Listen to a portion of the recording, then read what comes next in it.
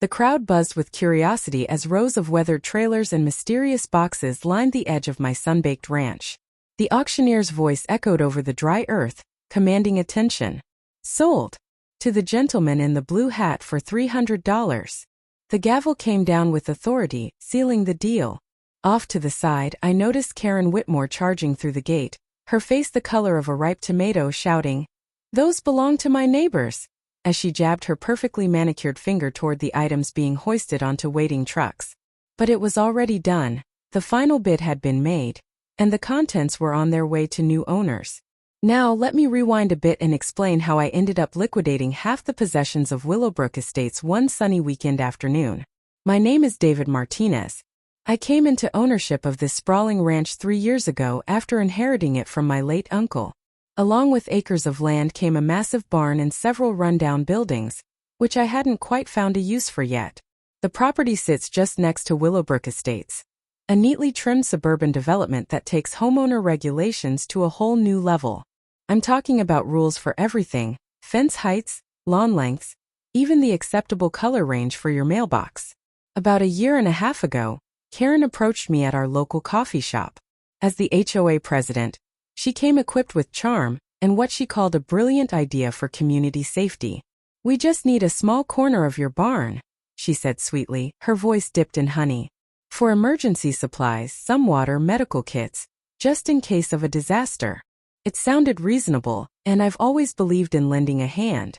We shook on it. No contracts, no payments, just neighborly goodwill.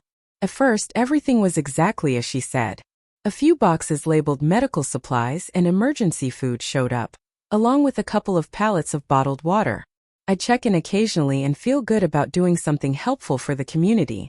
But slowly, things began to change. First, I noticed a jet ski parked beside the boxes. Then a vintage motorcycle. Before I knew it, the barn looked less like a disaster supply depot and more like someone's oversized garage. Within 6 months, I counted 3 boats, a classic 1967 Mustang hidden under a tarp, stacks of furniture, bins marked Christmas decor, and at least 4 riding mowers. The emergency items were barely visible anymore, shoved into a single dusty corner. That's when I decided to have a word with Karen. I showed up at the next HOA meeting, waited until the end, and approached her. "Karen, we need to discuss what's going on with the barn," I said calmly. She turned to me with that familiar plastered-on smile.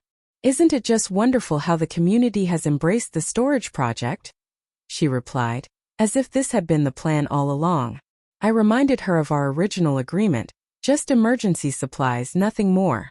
Her expression didn't change, but her response made my blood boil.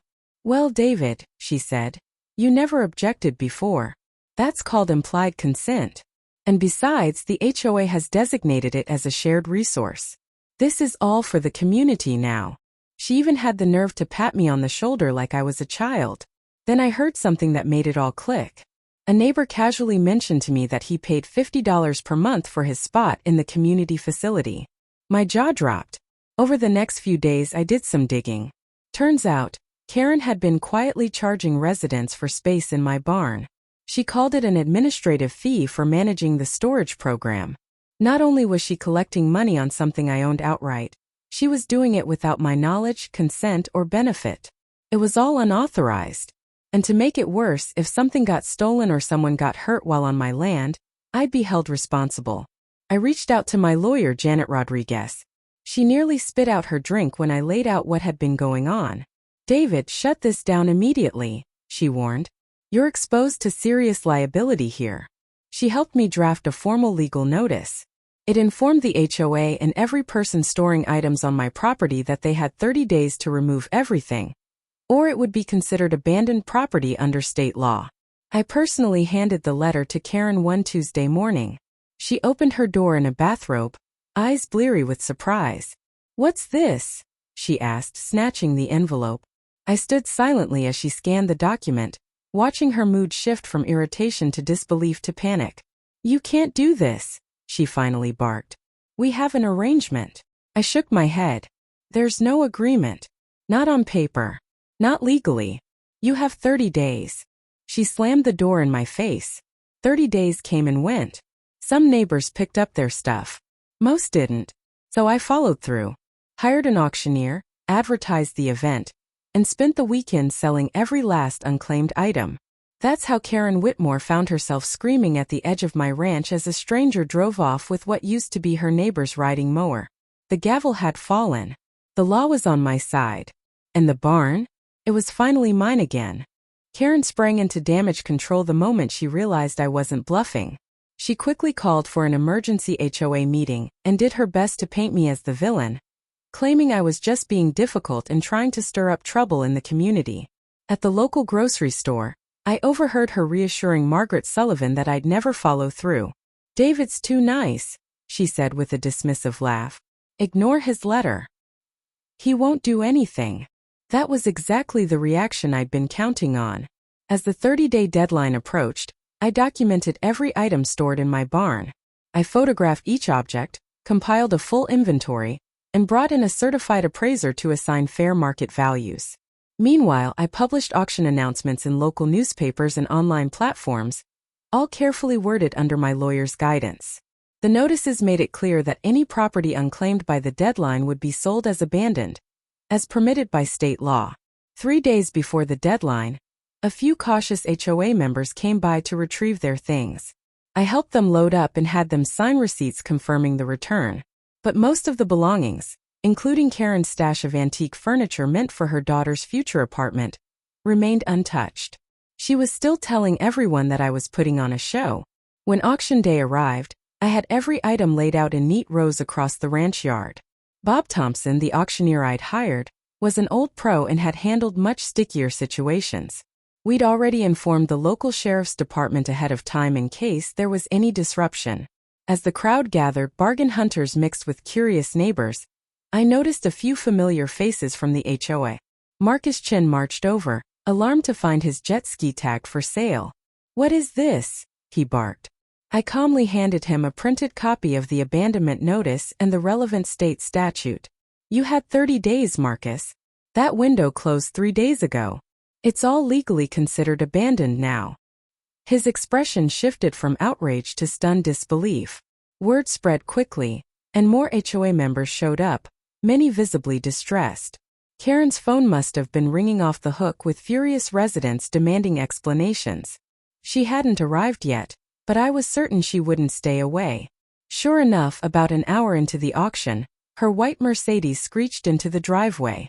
She leapt out, waving a piece of paper and shouting for the auction to stop. "I have a cease and desist order," she screamed, pushing her way toward the podium. Bob stopped the bidding momentarily as I took a look at the document. It was clearly something she printed off the internet. No court seal, no judge's signature, nothing legally binding. The sheriff's deputy on site reviewed it and confirmed, "This isn't valid. This auction is fully legal. They have the right paperwork and followed all procedures."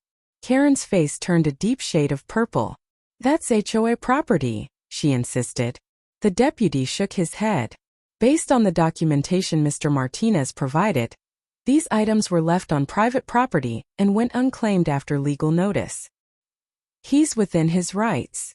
Despite her frantic efforts, the auction continued. Karen tried calling residents to come take their stuff, but the deputy made it clear any such attempt would be considered theft. Desperate, she began hurling threats, promising lawsuits, saying she'd have me banned, that I'd regret this. I just watched calmly as Bob sold her antique dining set to a young couple for $800. By the end of the day, not a single item remained. The jet ski sold for $2,000. A classic Mustang fetched $12,000. Even boxes of holiday decorations found new owners. Altogether, the auction brought in over $40,000. As the last truck rolled away, I stood inside my now empty barn feeling more at peace than I had in a long time. Throughout the day, several HOA members approached me, some apologetic, some still angry. But the real fallout happened at the next HOA meeting. I didn't attend, but Tom Henderson gave me a full report. Apparently, the members were livid with Karen, not just for lying about the legality of the storage, but for collecting monthly fees under false pretenses while their property was in jeopardy. When she tried to pin the blame on me, Margaret Sullivan stood up and laid out proof of Karen's scheme. A vote was called, and Karen was removed from the board unanimously, her own vote the only exception.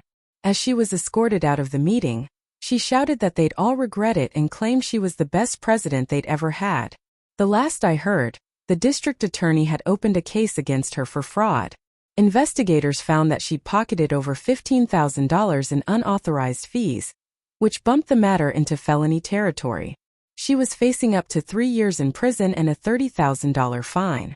When the police came to her door with an arrest warrant, she collapsed right there on her immaculate front lawn.